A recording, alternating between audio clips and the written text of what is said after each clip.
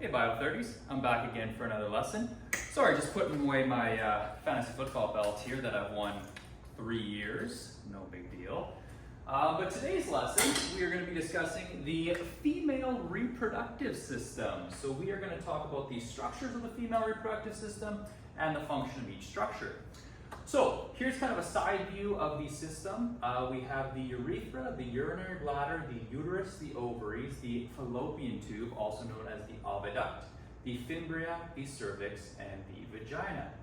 Looking at more of a view from the front here, we can see all the structures here. So we have 2 ovaries on each side, fimbria connected to the oviduct and the fallopian tubes, uterus or womb right here, cervix then separating the vagina from the uterus.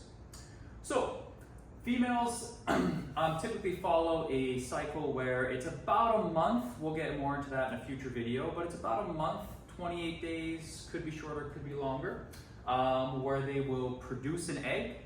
If that egg is fertilized, would then have that fertilized egg travel into the uterus. If the egg is not fertilized, then restart that cycle.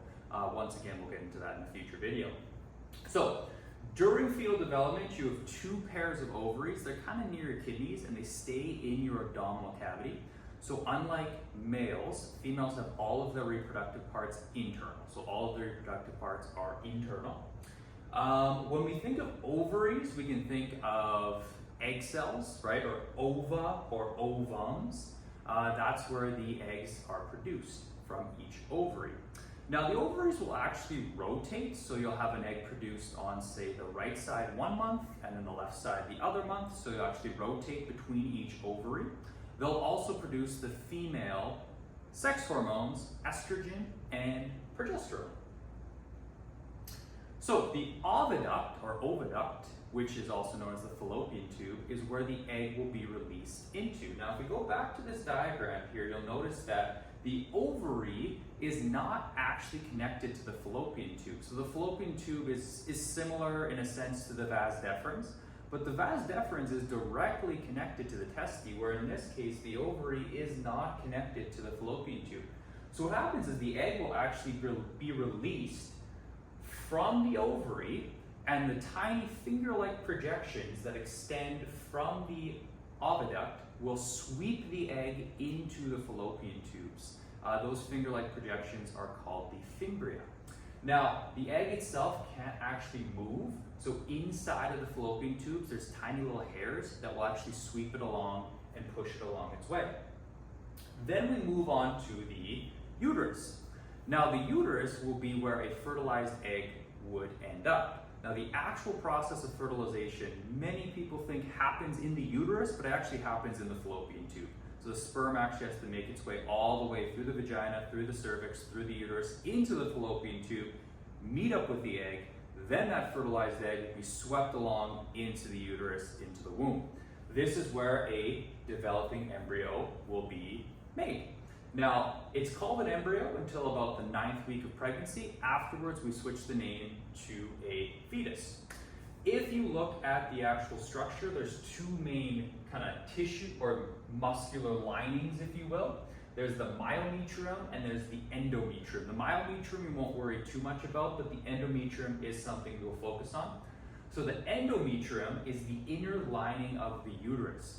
This will actually change throughout the month. So at the beginning of the month, you actually get rid of the endometrium. That's essentially menstruation or the start of a woman's period. Then as the month goes on, you're actually going to build up that lining, build up that endometrium to prepare the uterus for a fertilized egg. If the egg enters into the uterus, it burrows into the endometrium, we have a successful pregnancy, and then that'll take us to the next steps in that. If there is no fertilization, what happens is that endometrium is then going to be shed during the next period, and then we just restart the cycle and continue to build that back up. Finally, we have the vagina and the cervix. So the cervix is a muscular band that essentially will separate the vagina from the uterus. Generally, like throughout most of the month, it's closed. It has a mucus plug that will separate the uterus and the vagina. But during ovulation, it will actually open up and allow some things to pass through. So that would be when sperm would be able to pass through the cervix and get into the uterus. Then if pregnancy is to occur, that remains closed for all 9 months of the pregnancy. And you may have heard during birth and labor, a woman might be X number of centimeters dilated. They're talking about the cervix. The cervix needs to get up to about 10 centimeters dilated to fit a baby through that opening into the vagina. And then the vagina is essentially the opening into the female reproductive system. Like I mentioned in a previous video, it is quite acidic.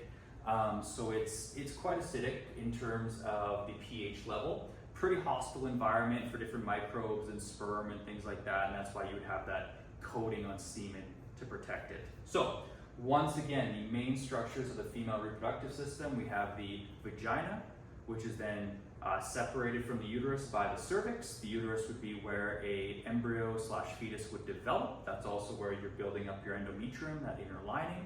We have the fallopian tubes, one on either side, and then of course ovaries, one on either side. That's where you're producing the egg, as well as the hormones estrogen and progesterone.